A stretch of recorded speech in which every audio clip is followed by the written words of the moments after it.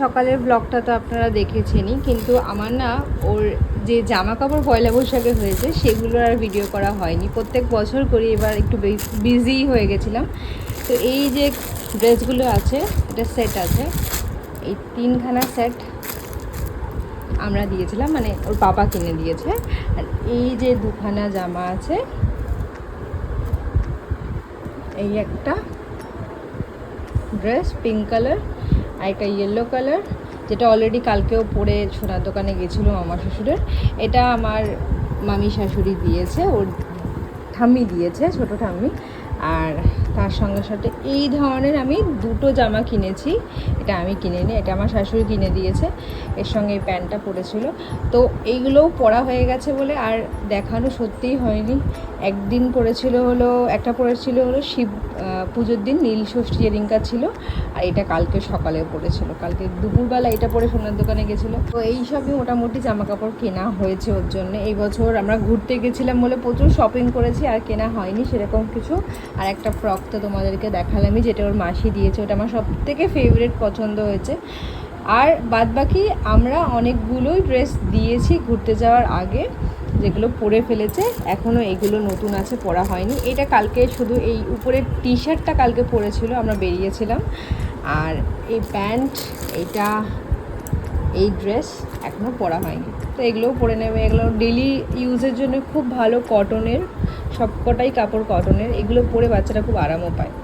তো এটাই হলো ওর পয়লা বৈশাখের কাপড়। আমরা ছোটোবেলায় যখন আমাদের টাইম ছিল, তখন হয়তো আমরা সাদা রঙের এক ধরনের টেপ জামা টাইপের পাওয়া যেত, ওগুলোই পরতাম। পয়লা বৈশাখ মানেই আমাদের ওটা ছিল। এখন তো এত কিছু অপশান আছে বাচ্চাদের কাছে। তো যাই হোক, তোমাদেরকে দেখালাম। নেক্সট আর কী আসতে চলেছে সেটাও দেখতে থাকুন। বিকেলে চলে এসেছিলাম পার্কে, আমি, আমার শাশুড়ি মা আর আমার মেয়েকে নিয়ে। আগের দিন যখন আমরা এই রাস্তা থেকে যাচ্ছিলাম, তখন এই পার্কটা দেখেছি, প্রচুর মানুষ বসেছিল। তো আমারও খুব ভালো লাগলো, ভাবলাম নিয়েই আসি। আর আমার মেয়ে এখানে এসে এত খুশি হয়েছে, খুব এক্সাইটেড ছিল, সকাল থেকে বলছিল আমাকে নিয়ে যাবে। তো আমি ওকে প্রমিস করেছিলাম যে আজকে বিকেলটা আমরা এইভাবেই কাটাবো। সকালে আমাদের যা যাবতীয় কাজ ছিল সবই কমপ্লিট করে নিয়েছিলাম, যেন বিকেলটা ওকে সময় দিতে পারি। আমাদের ছোটোবেলাটা না অন্য ধরনের পয়লা বৈশাখ হতো। বিকেলবেলা বসে থাকতাম, মা নিয়ে যাবে হালখাতা করতে।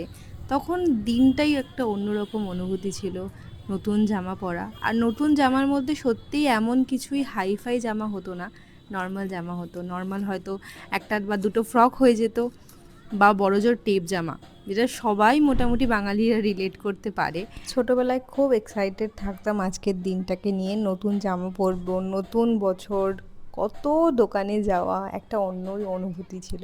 এখন হয়তো সেরকম কিছুই নেই, কিন্তু মেয়েকে নিয়েছিলাম ঘোরাতে। 2 hours later. আমার মেয়েকে নিয়ে এসেছিলাম ওর ফেভারিট পেস্ট্রি শপে। ওর খুব পছন্দ এই চকোচিপ পেস্ট্রি। আমরা খাচ্ছিলাম আইসক্রিম। যতই ওর ফেভারিট পেস্ট্রি হোক না কেন, ওর কিন্তু পুরোটাই মন আমার আইসক্রিমের প্রতি। তো আমি বললাম আইসক্রিমটা দেবো কেক খাওয়ার পরে। ঠাম্মি শাড়ির কালারের আইসক্রিম।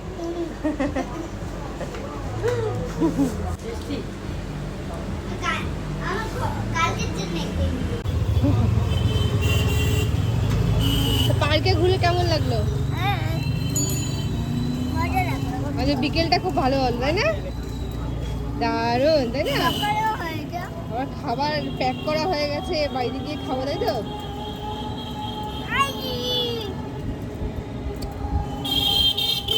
বাড়িতে গিয়ে কি রান্না আছে জানিস? বাবা কি এনেছে জানিস? হ্যাঁ।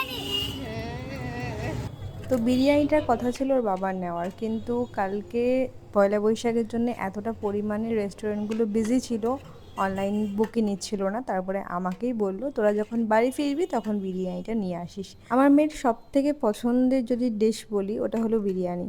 ওর কথা মতন বিরিয়ানি আমি প্যাক করে নিয়েছি বাড়িতে সবার জন্য। আজকে রাত্রিবেলার ডিনার আমরা এটাই করব।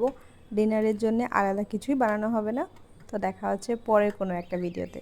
আবার করে সকলকে জানাই শুভ নববর্ষ, বছরটা খুব ভালো যাক।